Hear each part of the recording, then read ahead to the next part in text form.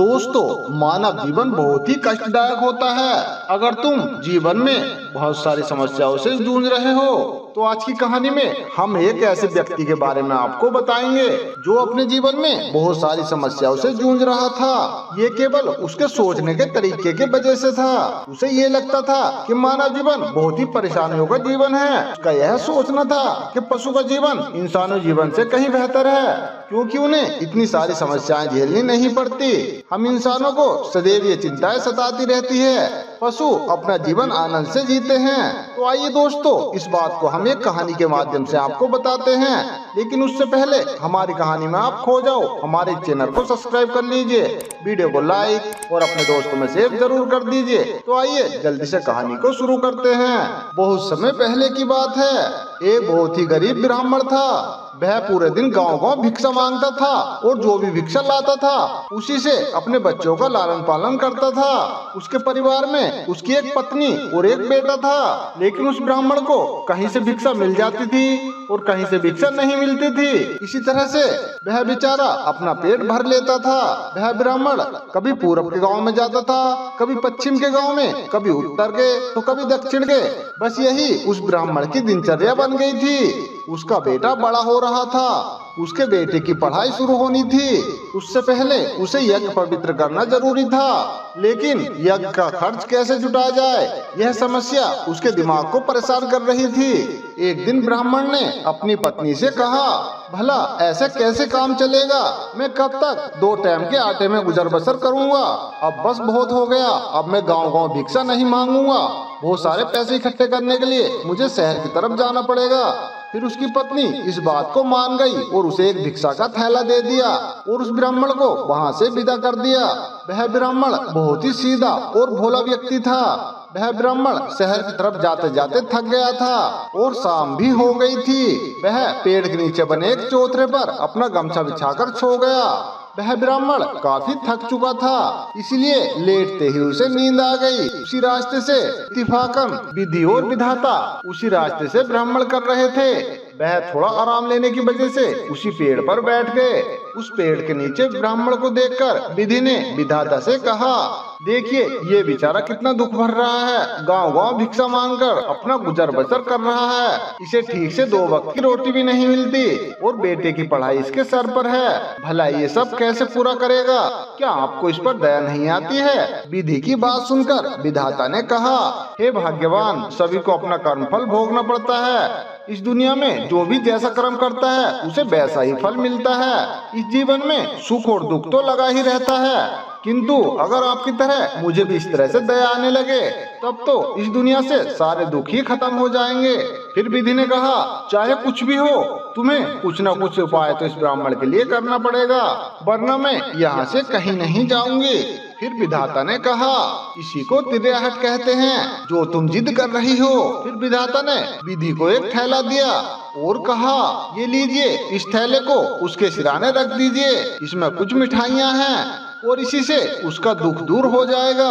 विधि ने उस थैले को ब्राह्मण के सिरहाने रख दिया और वहाँ से वे चले गए। जब ब्राह्मण की नींद खुली, वह उस झोले को देखकर चकित हो गया। उसने जब झोले के अंदर हाथ डाला तो उसकी खुशी का कोई ठिकाना न रहा। उस थैले के अंदर तरह तरह की मिठाइयाँ थी। वह ब्राह्मण बहुत ही ज्यादा भूखा था। पहले तो उसने पेट भरकर वो मिठाइयाँ खाई। मिठाइयाँ खाने के बाद भी वह झोला भरा का भरा था। उसने सोचा, जब यह जादुई झोला मिल गया है तो अब शहर जाकर क्या करूँगा। तो फिर वह अपने घर की तरफ लौटने लगा। गांव पहुंचते पहुंचते उसे शाम हो गई। तब ब्राह्मण को हलवाई की एक दुकान दिखी। उसने सोचा, वह आज रात तो यहाँ रुक जाएगा। वह हलवाई ब्राह्मण को पहचानता था। वह ब्राह्मण कभी कभी वहाँ भिक्षा मांगने भी आता था। इस बार उस ब्राह्मण ने भिक्षा नहीं बल्कि रात गुजारने के लिए जगह मांगी। फिर ब्राह्मण हलवाई के घर ठहर गया। उस ब्राह्मण को खुश देखकर हलवाई आश्चर्य में पड़ गया। आखिर क्या कारण है कि सदा दुखी रहने वाला ब्राह्मण आज इतना खुश कैसे है? आज ब्राह्मण बहुत खुश लग रहा है, इसने तो मुझसे खाना तक भी नहीं मांगा। फिर उस हलवाई की नजर उसके थैले पर पड़ी। रात को वह ब्राह्मण जब गहरी नींद में सो गया, तब हलवाई चुपके से उसके पास आया और धीरे से उसका थैला चुरा लिया और उस थैले को लेकर अपनी पत्नी के पास गया। उन दोनों ने जब झोले के अंदर देखा तो उसमें बहुत सारी तरह तरह की मिठाइयाँ थीं। दोनों पति और पत्नी ने मिलकर अपने सारे बर्तनों में वह मिठाइयाँ भरकर रख ली। फिर वह थैला हलवाई ने ब्राह्मण के सिरहाने वापस रख दिया। सुबह सुबह वह ब्राह्मण उठा और अपना थैला लेकर वापस अपने घर जाने लगा। वह 1-2 दिन में खुशी खुशी अपने घर वापस लौट आया। उस ब्राह्मण को देखकर उसकी पत्नी गुस्सा हो गई और झल्लाकर बोली, 2 दिन में तुम ऐसा कौन सा चांद आसमान से उतार लाए हो जो इतने खुश नजर आ रहे हो? ब्राह्मण हंसा और बोला, अरे जरा धैर्य तो रखो भाग्यवान, तुमने स्नान और ध्यान तो कर लिया ही है, अब जल्दी से जाकर एक थाली लाओ। उसकी पत्नी को कुछ भी समझ नहीं आ रहा था। उसकी पत्नी जल्दी से एक थाली लेकर आई। उस ब्राह्मण ने उस थाली में थैला उलट दिया। उस थैले से निकली तरह तरह की मिठाइयों में वह थाली भर गई।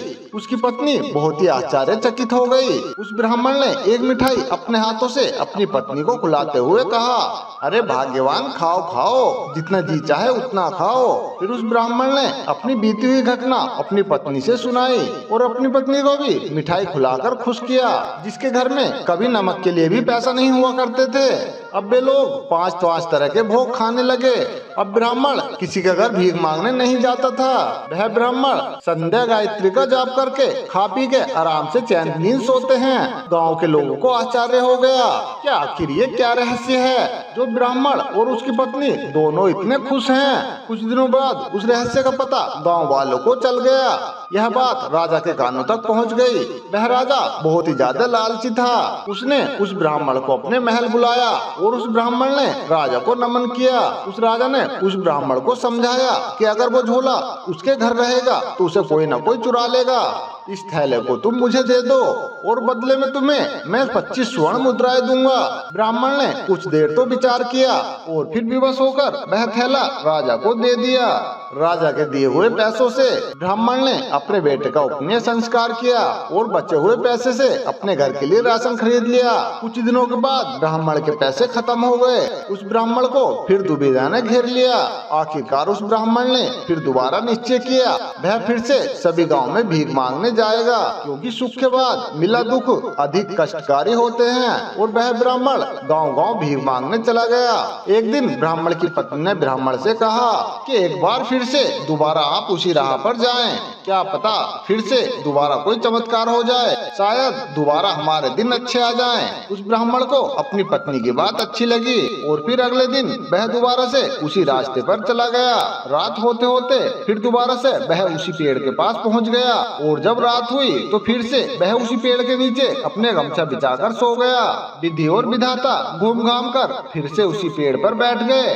फिर विधि ने उस विधाता से कहा, अरे क्या हुआ, तुमने तो इसे जादुई थैला दिया था, फिर इस ब्राह्मण का दुख कहाँ दूर हुआ, आखिर इस ब्राह्मण का थैला कहाँ है? फिर विधाता ने कहा, वह झोला राजा के पास चला गया है। फिर विधि ने विधाता से कहा, आप कोई तो रास्ता निकालिए। फिर विधाता ने भी यही सोचा और फिर नया झोला फिर से उस ब्राह्मण के पास रख दिया और वे लोग वहाँ से चले गए।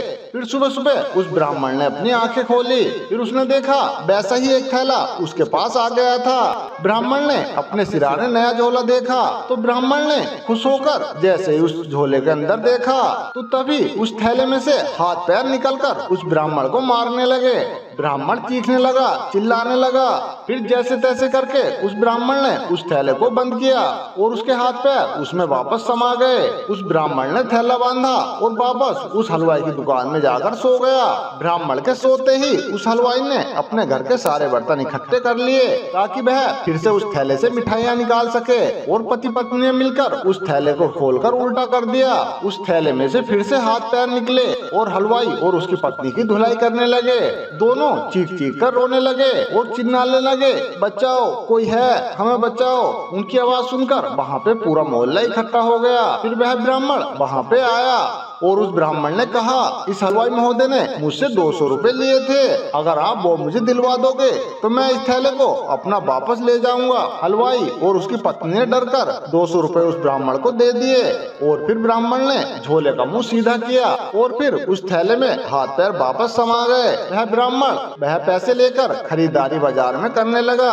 फिर गाँव वालों को यह लगा कि ब्राह्मण के पास नोटों का थैला हाथ लगा है। फिर गाँव वालों ने उसी तरह से उसकी खबर राजा को दे दी।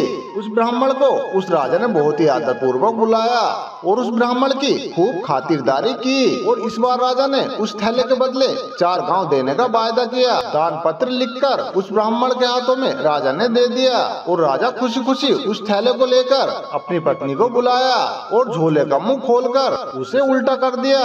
उस झोले में से हाथ पैर निकले और राजा और रानी को पीटने लगे। राजा और रानी चीखने चिल्लाने लगे। तभी वहाँ सिपाही दौड़कर आए और वह हाथ पैर सिपाहियों को भी पीटने लगे। तब राजा ने ब्राह्मण से मदद की गुहार लगाई।